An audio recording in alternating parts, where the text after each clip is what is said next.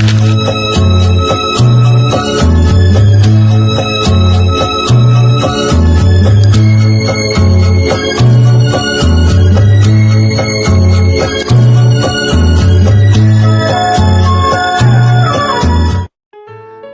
Everyone, welcome to my channel.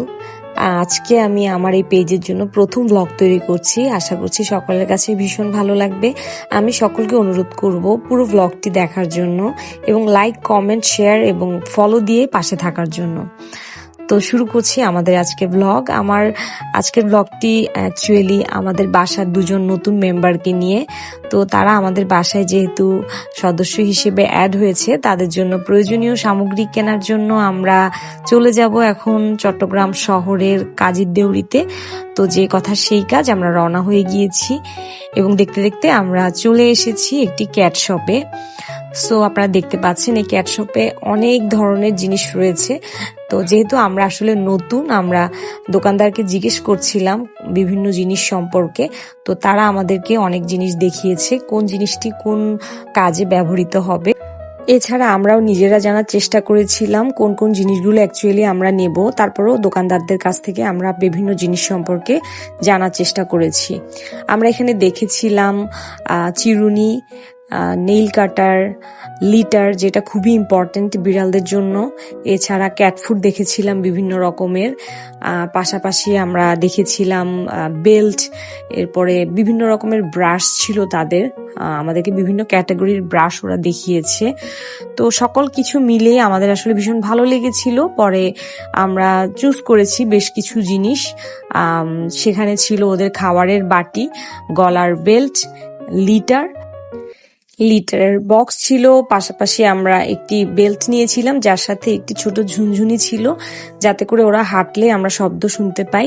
এছাড়া নিয়েছিলাম nail কাটার ওদের, এটা খুবই ইম্পর্টেন্ট। এরপর পাশাপাশি আমরা একটু মোটা বেল্টও নিয়েছি, যাতে আমরা বের হলে ওদেরকে নিয়ে বের হতে পারি। এই হচ্ছে গলার ঝুনঝুনি সহ চিকন বেল্ট।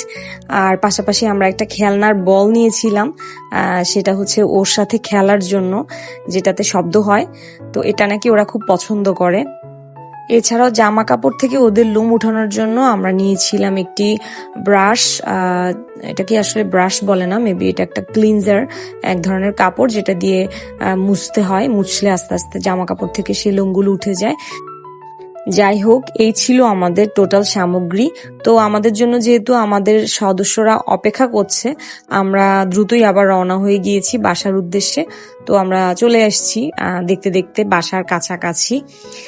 এই তো আমরা আমাদের বাসার কাছাকাছি পৌঁছে গেছি এবং বাসায় উঠে যাব এক্ষুনি। তো আমাদের সেই দুটো বিড়ালের নাম, একজনের নাম ডাব্বু এবং আরেকজনের নাম কিট্টি। ডাব্বু হচ্ছে ছেলে এবং কিট্টি হচ্ছে মেয়ে। তো আমরা বাসায় আসার পরপরই তারা ভীষণ এক্সাইটেড ছিল। আমরা তাদেরকে সামনে বসিয়েই একটা একটা করে দেখছিলাম। তারাও ভীষণ খুশি ছিল, তারা খেলছিল। তাদের ব্রাশ যখন আমরা করছিলাম, তাদের ব্রাশ দিয়ে যখন তাদের লোমগুলো আমরা ব্রাশ করছিলাম, তারা ভীষণই আরাম পাচ্ছিল। এবং হচ্ছে যে আমরা তাদেরকে লিটার দেখিয়ে দিয়েছি, সাথে সাথে তারা লিটারে বসে সেখানেই ওরা ওদের বুঝে নিয়েছে যে অ্যাকচুয়ালি আসলে কোথায় ওদের পটি করতে হবে। তাদের পাশাপাশি আমাদের বাসার যে ছোট মেম্বাররা আছে, আমার বাচ্চারা, তারাও ভীষণই খুশি ছিল এই সকল কিছু পেয়ে, এবং বিশেষ করে ডাব্বু এবং কিট্টিকে পেয়ে। তো এরপরে হচ্ছে যে তাদেরকে আমরা সকল কিছু বুঝিয়ে দেওয়ার পরে তারা খাওয়া দাওয়ার শেষে খেলাধুলা নিয়ে মেতেছিল। ডাব্বু আর কিটি সারাদিনই ঘরের মধ্যে বিভিন্ন রকম দুষ্টুমি করে বেড়ায়। তার মধ্যে একটি হচ্ছে সে আমার বারান্দার ফুলের টবে উঠে বসে থাকে এবং বাইরের দৃশ্যগুলো দেখে, যেটা দেখতে ভীষণই ভালো লাগে। ডাব্বু আর কিটিকে নিয়ে ব্লগ আজকে এখানেই শেষ করছি। অন্য একদিন অন্য কোনো ব্লগে দেখা হবে। তাদের সকল দুষ্টুমি নিয়ে আমরা একটি নতুন ব্লগ করব। আশা করছি ততক্ষণ পর্যন্ত সকলেই ভালো থাকবেন, আমাদের সাথেই থাকবেন। পেজটিতে লাইক, ফলো, শেয়ার, কমেন্ট করে অবশ্যই পাশে থাকবেন। ধন্যবাদ।